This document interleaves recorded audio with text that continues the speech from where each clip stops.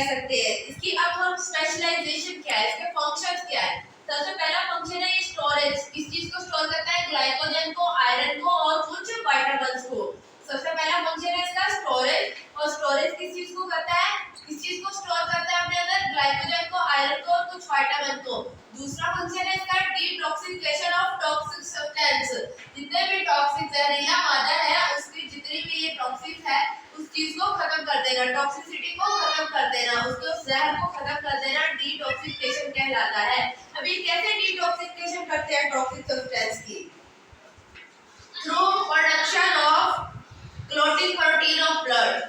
Blood की जो clotting protein है ब्लड, ये हमें हेल्प करता है जब भी हमें कोई भी जख्म हो जाता है या हमारी बहुत ज्यादा ब्लीडिंग होती है तो ये क्लॉटिंग प्रोटीन होता है जो हमारे ब्लड का बहुत ज्यादा लो होने से बचाता है हमारा।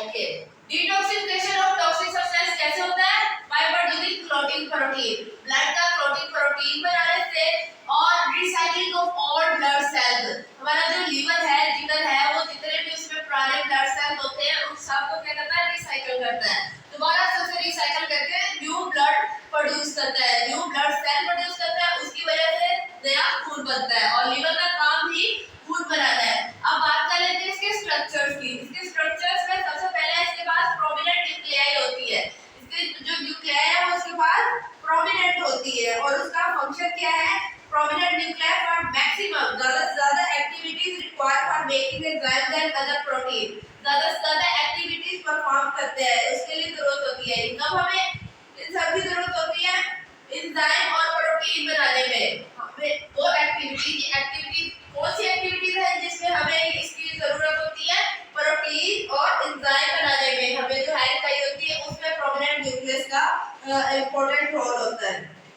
सेकंड है लार्ज नंबर ऑफ माइटोकॉन्ड्रिया। इसके पास क्या होता है, लार्ज नंबर ऑफ माइटोकॉन्ड्रिया होता है जो इसे एटीपी प्रोवाइड करता है। कब, एनर्जी इंटेंसिव प्रोसेस में। एनर्जी इंटेंसिव प्रोसेस कौन कौन से होते हैं, जैसे कि सेलुलर रेस्पिरेशन। अक्सर हम बहुत ज्यादा क्या करते हैं, रनिंग करते हैं, हार्ड एक्सरसाइज करते हैं तो हमारी बॉडी को ज्यादा ऑक्सीजन चाहिए होता है, उसमें हेल्प करता है। उसके अलावा और भी बहुत सारे फंक्शन जैसे मसल्स की कॉन्ट्रैक्शन या फिर नर्व इंपल्स, ये सारे फंक्शंस में ये क्या है, ये एनर्जी प्रोवाइड करता है। इसके बाद नेक्स्ट पार्ट है extensive network of SER. SER stand for smooth endoplasmic reticulum. ये क्या करता है, हेल्प करता है हमें एक्सटेंसिव डिटॉक्सिफिकेशन में और लिपिड की सिंथेसिस में। डिटॉक्सिफिकेशन में हमें हेल्प करता है और लिपिड की सिंथेसिस में ये हमें हेल्प करता है, ठीक है। और फोर्थ नंबर पे इसके पास large number of pre oxysomes.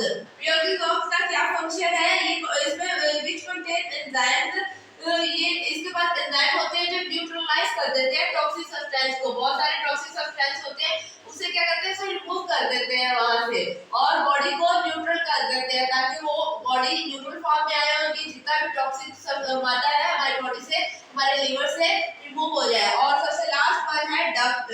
इसके पास जो स्मॉल डक्ट प्रेजेंट होती है, कहाँ प्रेजेंट होती है, लीवर सेल्स के दरमियान में पाई जाती है। उसका काम क्या है, कलेक्ट करना और फिर उसे ट्रांसपोर्ट कर देना। किसे, देयर सेक्रीशन, उसमें से जितनी भी सेक्रीशन, जितना भी मादा खारिज हो रहा है, जितना भी बाइल उसमें से सेक्रीट हो रहा है, पहले उसे कलेक्ट करता है फिर उसे ट्रांसपोर्ट कर देता है कहाँ, बाइल डक्ट में, उसे आगे बाइल डक्ट में ट्रांसपोर्ट कर देता है। जी, ये था हमारा आज का टॉपिक लिवर सेल। इंशाल्लाह मिलते हैं अगले टॉपिक के साथ। खुदा हाफिज।